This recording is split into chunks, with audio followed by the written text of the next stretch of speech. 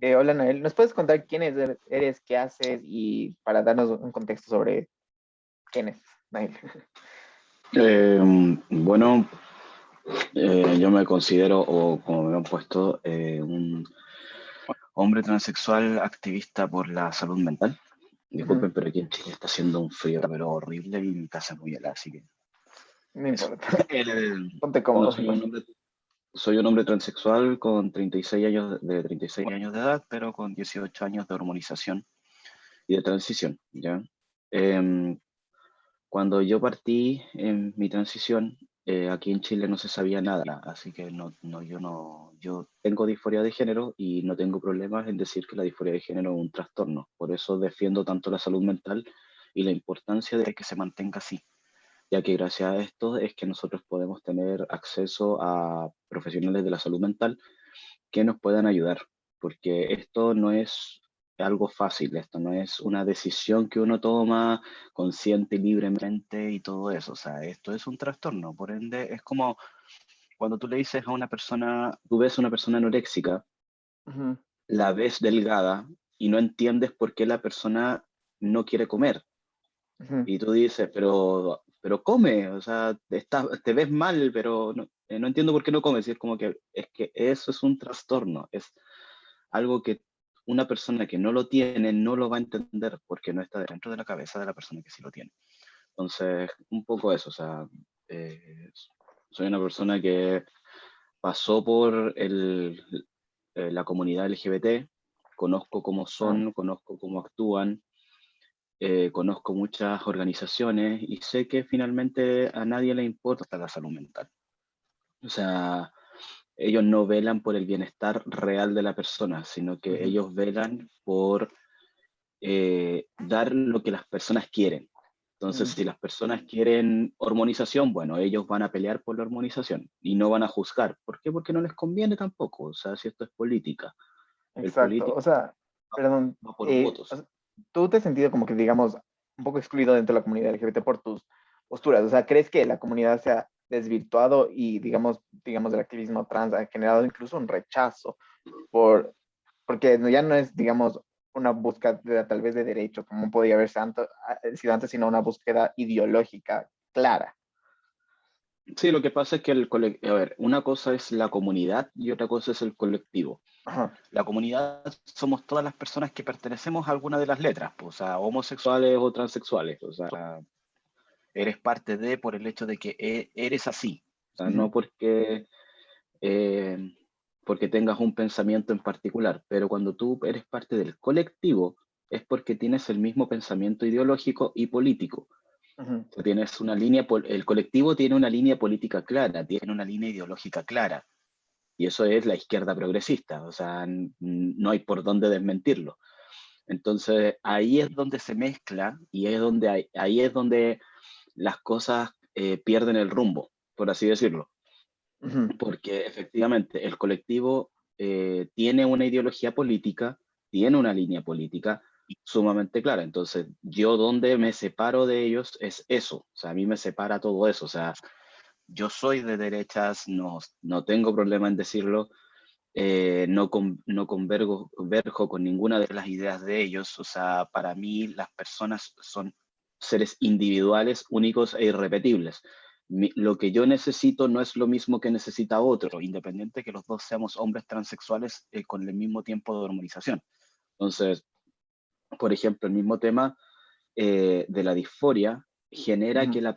la disforia es como una bomba de humo, por así decirlo, porque es un trastorno que como que nubla todos los Ujú. demás trastornos que están por detrás. Entonces, para un psicólogo poder tratarte, primero tiene que hacerlo por largo tiempo, estamos hablando de más de un año y medio por lo menos, para Ujú. poder ir detectando cuáles son las diversas cosas que tú padeces. Pueden ser traumas, pueden ser abusos infantiles, puede ser depresión endógena, puede ser problemas ansiosos, el mismo tema de la anorexia, un trastorno de anorexia, un trastorno alimenticio, un trastorno de la dismorfia corporal, y así, o sea, suma, suma, suma, suma.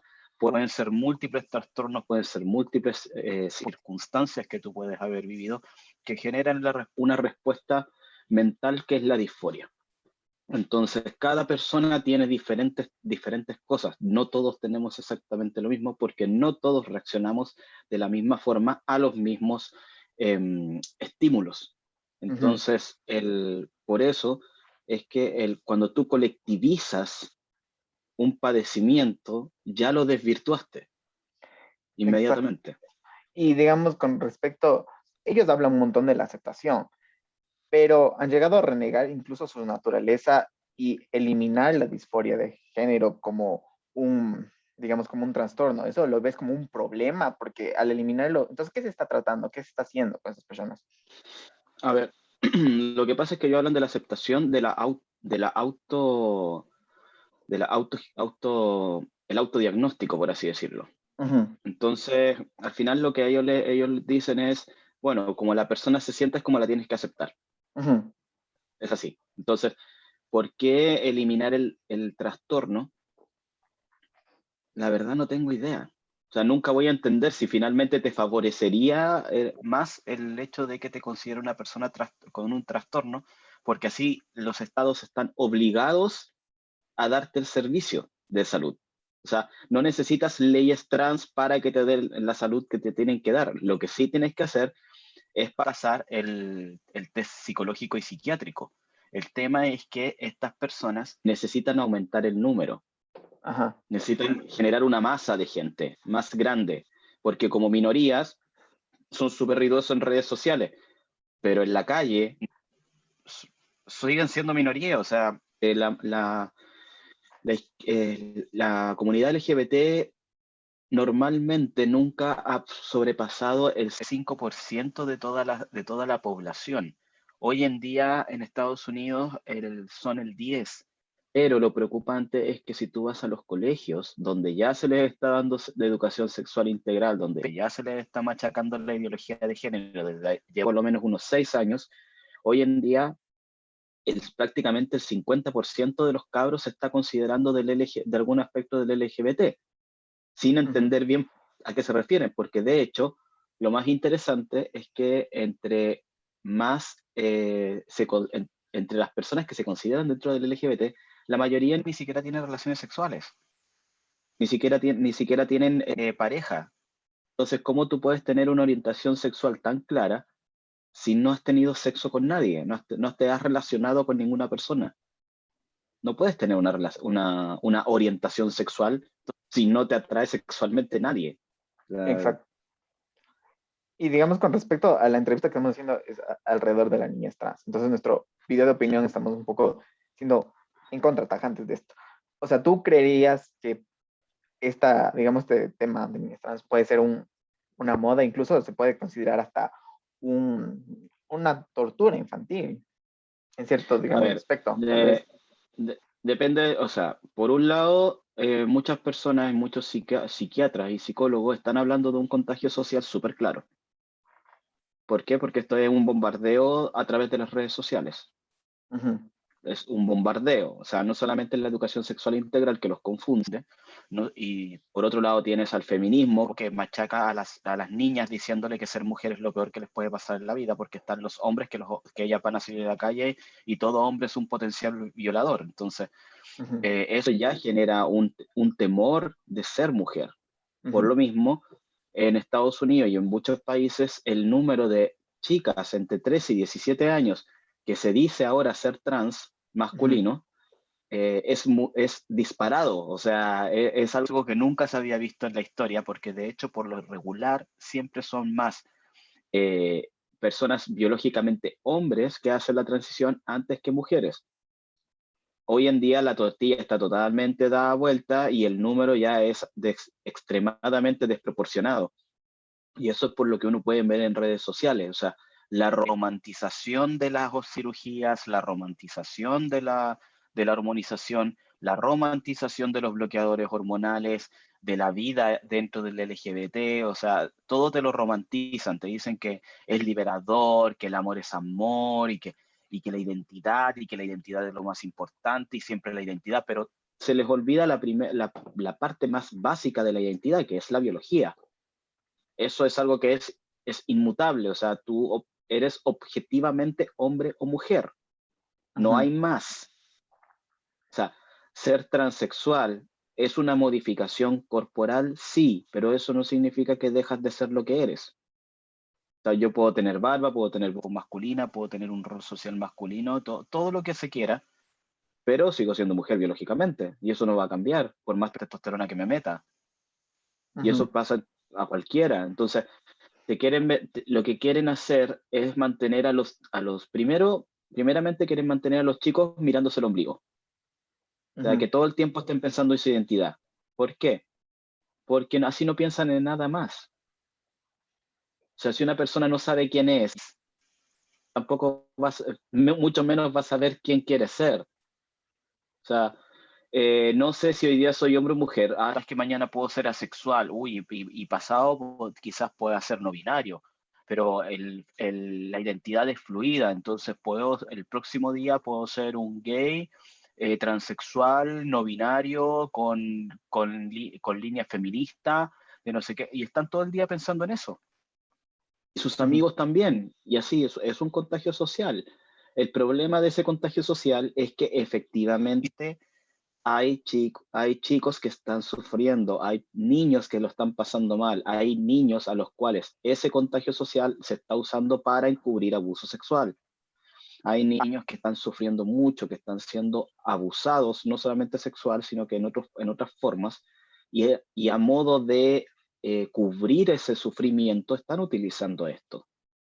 Entonces, Exacto. esto está sirviendo para encubrir muchas cosas. Y cuando tú hablas del abuso, en el momento que lo mencionaste, eh, el utilizar bloqueadores hormonales es un abuso de menores, porque el menor no entiende la repercusión de esto, no entiende las secuelas, no está capacitado mentalmente para entender las secuelas que esto le va a conllevar.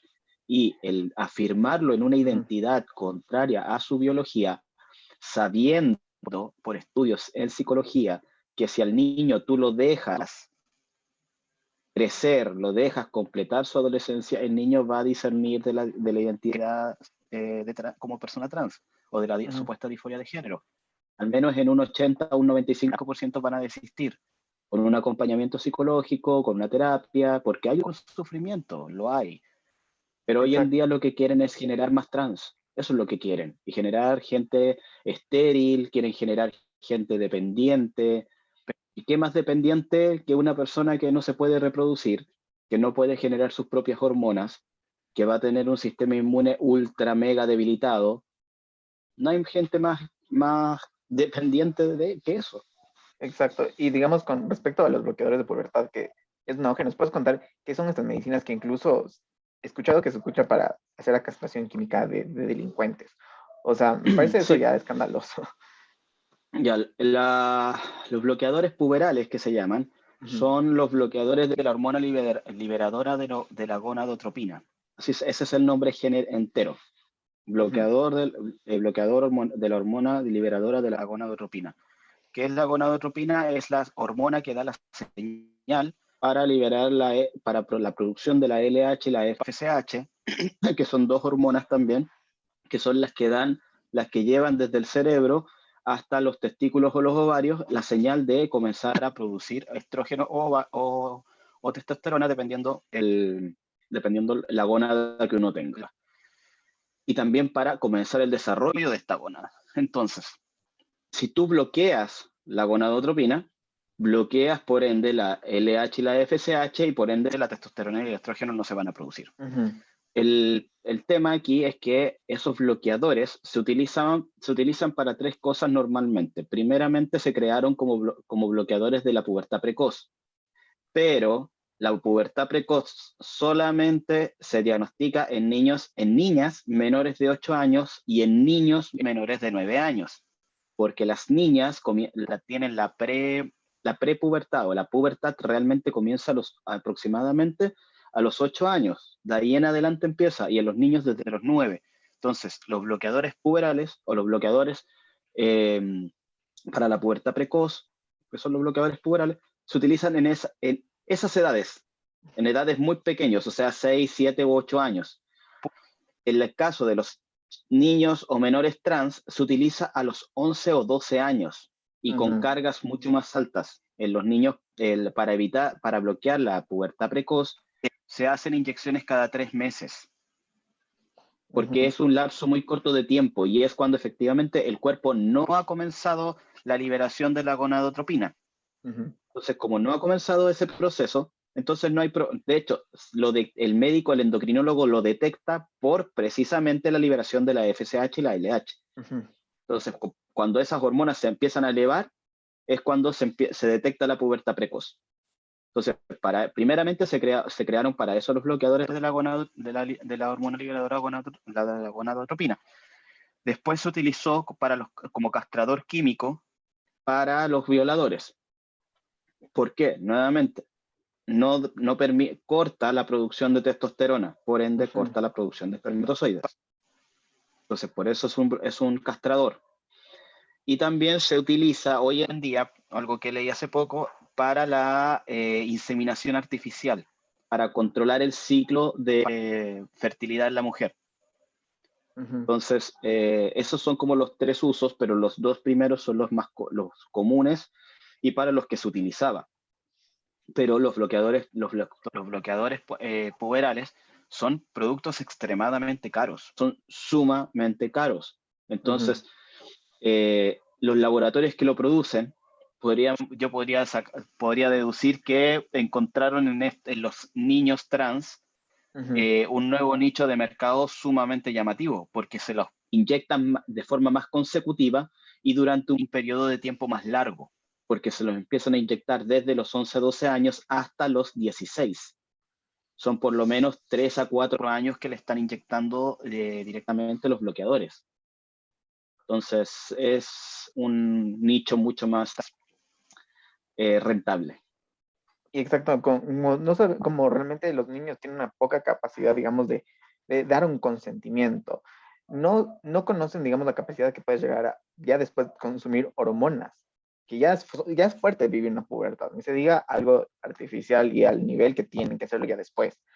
Y ni siquiera son capaces de consentir incluso hasta operaciones que ni siquiera su cuerpo está listo, o peor, digamos, o sea, las lesiones permanentes que pueden dejar, como digamos, por ejemplo, las chicas las no binarias, ahora que se operan los pechos en Estados Unidos, eh, quedan, o sea, tienen lesiones permanentes por que una cosa puede ser una moda. O sea, Es que por eso es lo importante para los activistas, que no haya ningún filtro, que solamente sea el deseo de la persona, porque cuando tú hablas, ahí me acordé del tema de por qué eliminar el trastorno, porque lo dejas como un mero sentimiento, como una incomodidad, como un mal sentir. Entonces, eh, si tú hablas de un sentimiento y no de un trastorno, no hay nadie que lo pueda diagnosticar, porque ninguna persona te puede juzgar por lo que tú ujú, sientes. O sea, no te puedo decir a ti, tú en este momento estás triste, porque no lo sé, no lo podría saber tampoco, a menos que tú lo expresaras. ujú. Entonces, lo que ellos querían eliminar era el psicólogo y el psiquiatra, porque es el único filtro al final. O sea, no hay más filtros. El endocrinólogo no tiene forma de evaluar si una persona está o no está en su capacidad para poder decidir algo tan importante. Entonces, el tema es que mucha gente también como no entienden lo que es el ser humano y el cómo se desarrolla el ser humano, Ujú, entonces se les olvida que, por ejemplo, los niños, los menores hasta los 17, 18 años, tienen neuroplasticidad. O sea, sus conexiones neuronales están cambiando constantemente y se adaptan muy rápidamente.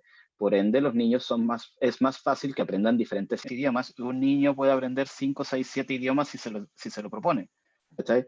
Pero un adulto aprende uno y queda negro, o sea, no le da para más, o sea, para estar aprendiendo constantemente diferentes idiomas. Pero los niños sí, pero es por esa capacidad de la neuroplasticidad. También son seres sumamente influenciables, son dependientes del medio. ujú. Si tú a un niño de 4 años no le prestas mayor atención o atención normal y le das amor normal, el niño va a estar bien. Pero si ese niño en un caso dado viene, agarra una peluca o agarra el maquillaje de la mamá y se lo pone en la cara, imitando a la mamá, claramente, y tú en lugar de como tomarlo como algo normal y como simplemente un juego, pero de que no pasa de eso, porque es normal que los niños jueguen con diferentes cosas. O sea, es normal que se quieran poner la ropa de la mamá, que se quieran poner la ropa del papá, que quieran imitar al hermano, que quieran imitar a la hermana. ¿Por qué? Porque están descubriendo todo. Para ellos todo es nuevo. Para nosotros todo es aburrido, para ellos todo es nuevo, todo un sabor diferente, no sé. Cuando por primera vez le pasáis un limón a una guagua, Ujú. es lo más divertido que hay, porque nunca vais a saber cómo va a reaccionar, ¿cachai? Entonces hay guaguas que lo prueban y es como que... Y hay guaguas que lo prueban y es como que... como que fuera la cosa más rica del mundo. Entonces, para los bebés y los niños todo es un constante descubrimiento. Ujú. Entonces, en ese caso, si tú al niño lo sobreestimulas con algo en particular, ese niño va a buscar constantemente esa estimulación. Entonces, por Ujú. ejemplo, se han dado muchos casos de niños que se visten como la mamá o se ponen maquillaje o cosas así, y los papás van y se lo celebran como que fuera la cosa más impresionante que hubiesen hecho durante toda su vida. Y le dan mucho amor, aplauso, cariño, premios y todo. Entonces están incentivando un actuar. Ujú. Y ese niño va a seguir actuando igual porque ve en eso un aplauso, una demostración de amor, está obteniendo una recompensa afectiva en ese actuar. En cambio, si tú, por ejemplo, a un niño, cualquier cosa en la cual tú quieras motivar a un niño, tienes que simplemente premiarlo por eso. Es igual como cuando, voy a sonar súper feo, pero es exactamente igual a cuando tú entrenas a un perro. Ujú. ¿Cómo entrenas a Exacto. un perro? O lo castigas o le das un premio. Ujú. Es así, es eso. Los niños tienen esa particularidad igual. A un niño, si lo premias por algo que hace bien, el niño lo va a seguir haciendo porque va a querer obviamente el premio. Pero si lo castigas o lo retas, ya no lo va a querer seguir haciendo. Ujú. Entonces, si tú a un niño, no sé, pues le pasas, cuando ya sabe leer, le pasas un libro para que lo lea y después te lo explique y lo premias con algo que él Ujú. quiere, el niño va a seguir leyendo porque lo Ujú. estás incentivando. Ujú. Entonces, en esto es exactamente lo mismo. ¿Por qué tienes tantos niños trans? Porque tienes a un montón de padres aplaudiendo actos que no deberían estar aplaudiendo, que simplemente deberían ser algo más, algo parte del proceso y ya, pero no darle mayor importancia. Pero Ujú. hoy en día las clínicas de género están proliferando en países como Estados Unidos porque tienes a muchos padres buscando este servicio, Ujú. porque el niño no llega solo a la clínica, o son muy pocos los casos que llegan solos. Entonces, Claro. al final el problema va por los niños y también por los padres. Exacto. Y no son las consecuencias después a futuro, digamos, de una hormonas, como incluso después de esta, la reasignación de sexo, aumenta la ideación suicida, he leído, no sé si sea verdad, tal vez. Sí, sí, pasa porque la operación bueno, está súper mal llamada reasignación de sexo, porque el sexo no te lo va a reasignar nadie. Ujú. Lo que hace es una intervención genital, una modificación de los genitales. Que de por cierto, el 67% de esas operaciones tienen problemas y tienen problemas serios. No tienen problemas así como que, no estoy pudiendo orinar. No, tienen problemas súper serios. Entonces, eso tampoco te lo dicen. No te dicen que eso es parte de la estadística. Ujú. El gran problema con eso es que estos problemas se generan con el tiempo. No, es muy raro que los problemas se estén generando así como muy rápidamente. Ujú. Entonces, un poco lo que decías hace un ratito, por el tema de que los niños no están en la capacidad de entender lo que son los bloqueadores hormonales y las consecuencias, es porque ni siquiera su cerebro está totalmente desarrollado. El cerebro se termina de desarrollar alrededor de los 24 o los 25 años de edad. Ahí tú ya tienes plena conciencia de todo. O sea, ya tu cerebro está desarrollado. En el caso de los bloqueadores puberales también bloquea el desarrollo del cerebro. Entonces también vas a tener personas cognitivamente tontas. O sea, eso hay que decirlo con sus letras. ¿Ya? Chuta. El, el tema ¿cómo se llama esto? Con las operaciones genitales es que no hay una funcionabilidad completa. O sea, no Ujú. solamente tienes un 67% de probabilidad de tener algún problema con la operación, sino que también hay un problema con la frustración que te pueda generar la propia operación.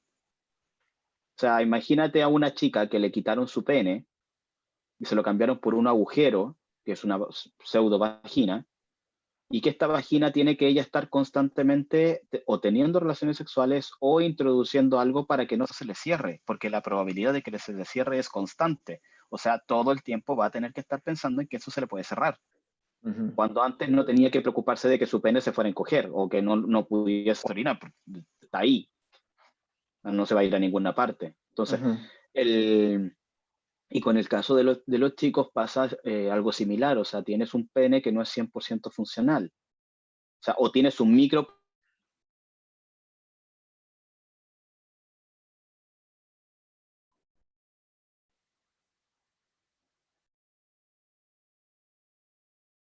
sirve para bulto y es la función que va a tener. Eso es lo que, con lo que te vas a quedar. O te vas a hacer un pene grande que te lo hacen o desde el antebrazo o desde el muslo, donde te vas a quedar con una cicatriz horrible, porque es horrible.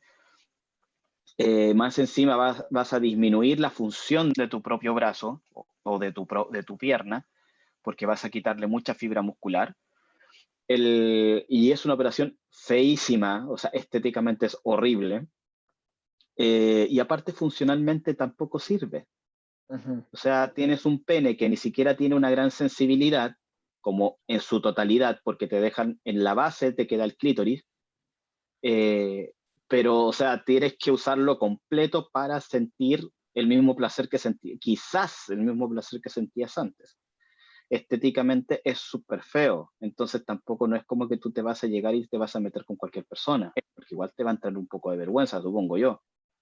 Ujú. Entonces, además de eso, todas las complicaciones que puede tener la operación, que aparte son más de una operación, son por lo menos unas 2 o 3 operaciones en ambos casos. Entonces, estás hablando de un proceso de intervención genital que por lo menos dura unos 2 años, donde el promedio de problemas se genera a los aproximadamente 8 o 10 años postoperatorio, y es ahí donde las tasas de suicidio se disparan. Entonces Ujú. tú quedas así como, ¿pero por qué? Pero la respuesta es obvia, pues, mijo. O sea, te hiciste una operación que es absolutamente irreversible y que no funciona, no tiene toda su funcionabilidad. Cambiaste un órgano 100% sano, funcional, por algo que no funciona y que estéticamente es feo. Sí, exactamente. Y digamos, ahorita tenemos unos 9 minutos para tal vez toca reagendar otra reunión de Zoom. O sea, tampoco conocen, digamos, la importancia de la remoción de una gónada, por ejemplo, digamos, la autorregulación de tus propias hormonas que se van y quedaste ahí. Ujú. O sea, y con la remoción de las gónadas, digamos, aumenta también, digamos, la ideación suicida y después de la dependencia de un medicamento que puede hacer hasta más fuerte.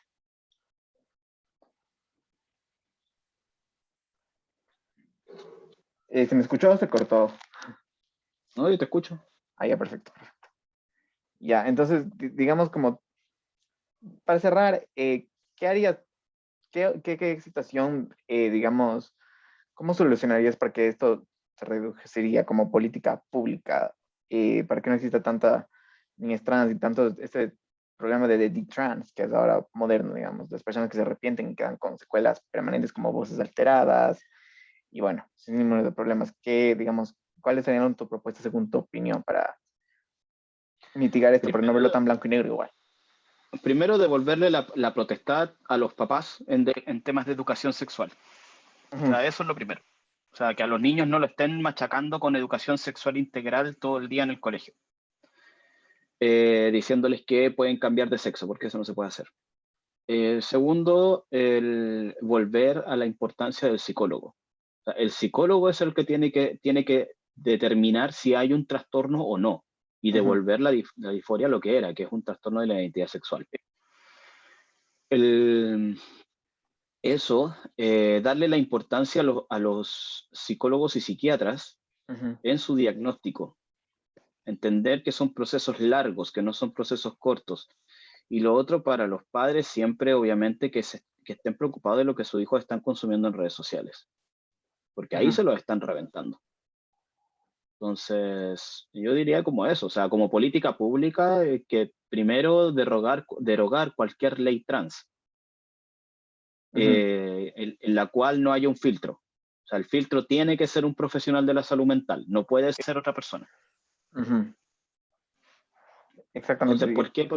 Porque hay que asumir que sí habemos personas con disforia de género. Habemos personas que necesitamos el proceso, pero seguimos siendo el 0,0001% de la población. Eso no ha cambiado. Exacto, digamos, lo que se dispara, digamos, con las transiciones que me contan que antes, digamos, hacían un experimento un año con la ropa del género que te percibes. Y ahora es como que de una Ujú. vas, te hormonas y ahí están todas las personas Sí. que arrepienten y mira los problemas que tenemos ahora, en, digamos, en Gran Bretaña, en Estados Unidos o en Canadá.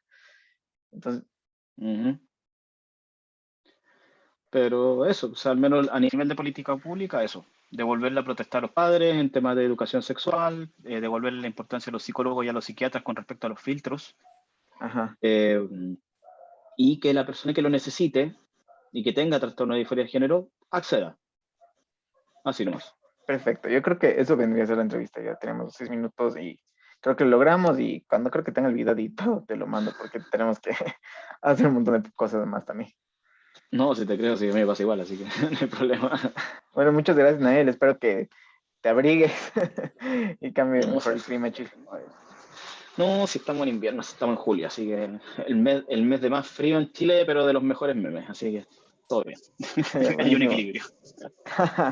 Así que muchísimas gracias, te agradezco, Nael, por estar aquí. No Nos que vemos. estés Gracias. muy bien. Chao, chao. Chao, chao.